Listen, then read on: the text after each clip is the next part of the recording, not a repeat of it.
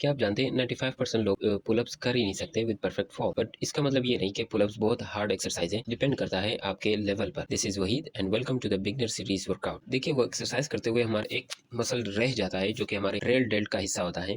तो इस वजह से कल हमने एक एक्सरसाइज पुल वाली लगाई थी क्योंकि हमारा फेस पुल था। और आज हम शुरू करते हैं लेट पुल डाउन से। और कोई भी वर्कआउट शुरू करने से पहले आपने वार्म अप अच्छे से करना है। वार्म अप में बार बार कहता हूँ कि वार्म अप आपको इंजरी से दूर रखेगी, तो वार्म अप करते रहे, वार्म अप अच्छे से करें, के बाद ही अपना वर्कआउट स्टार्ट करें। लेट पुल डाउन एक्चुअली में पुल अप एक्सरसाइज का अल्टरनेट है, जिसमें आप अपने हिसाब से वेट रख के अपनी स्ट्रेंथ को बढ़ा सकते हैं और आपको पुल अप्स लगाने में आसानी होगी। तो लेट पुल डाउन लगाने का तरीका देख लीजिए। सबसे पहले बार को आप जहां से बेंड है वहां से ग्रिप करें। उसके बाद बार के बिल्कुल नीचे बैठ कर आप अपनी बॉडी को बैक की तरफ लीन करें ताकि आपके लेट्स ज्यादा से ज्यादा एंगेज हो। इसके बाद अपने शोल्डर और हाथों को रिलैक्स रखें और अपने एल्बो को नीचे की तरफ पुल करें अपने लेट्स की तरफ, ताकि आपके लेट्स अच्छे से स्ट्रेच एंड स्क्वीज हो सके। इसके लगाने हैं आपने 3 सेट्स। इसके बाद दूसरी एक्सरसाइज हम लगाएंगे सीटेड केबल रोज। ये लगाने का तरीका ये है कि आप कम से कम वेट रखें और उसके बाद अपने बैक को स्ट्रेट रखें और अपने लेग्स को स्लाइटली बेंड करके इसे आप यूं परफॉर्म कर सकते हैं। इसमें भी आपने सेम कॉन्सेप्ट रखना है जिस तरह लेट पुल डाउन में आपने एल्बो को नीचे की तरफ ड्राइव करके अपने लेट्स को हिट किए थे। सेम थिंग, आपने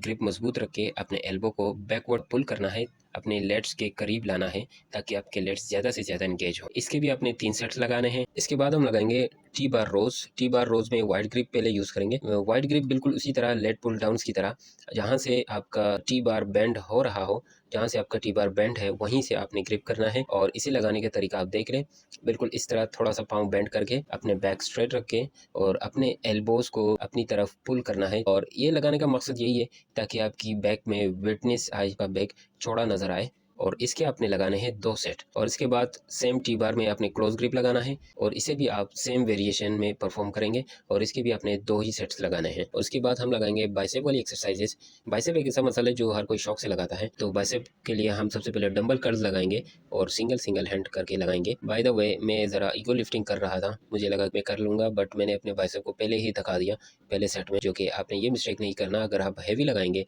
तो इसके बाद वाली कोई भी एक्सरसाइजेस आपसे नहीं लगेंगी, जिसमें आपको ना ही स्ट्रेच फील होगा ना ही स्क्वीज। तो आप ईगो लिफ्टिंग ना करें। और बाइसेप लगाना सबसे इजी वर्कआउट है, जिसमें आपने सिर्फ और सिर्फ डंबल को स्ट्रेट रखना है और सिंगल सिंगल हैंड करके आपने लगाना है। एक बात का ख्याल रखें, ऊपर ले जाते हुए अपने बाइसेप को टाइट स्क्वीज करें ताकि आपके बाइसेप पर ज्यादा से ज्यादा प्रेशर आए और उसके बाद स्लोली इसे नीचे ले जाएं। और बाइसेप कर्ल के आपने 3 सेट लगाने हैं। मेरे बाइसेप की वजह से मेरे बाजू बहुत थक गए हैं, जिसकी वजह से ज्यादा वेट है भी नहीं, लेकिन जो पहला वेट मैंने गलती से ज्यादा लगा दिया था उसकी वजह से अब मुझसे बाकी वेट नहीं उठा जा रहा। तो आप ये गलती हरगिज ना कीजिए, आपने भी लाइट वेट से ही स्टार्ट करना है। और अपने वर्कआउट को फिनिश करते हैं डंबल हैमर कर्ल के साथ।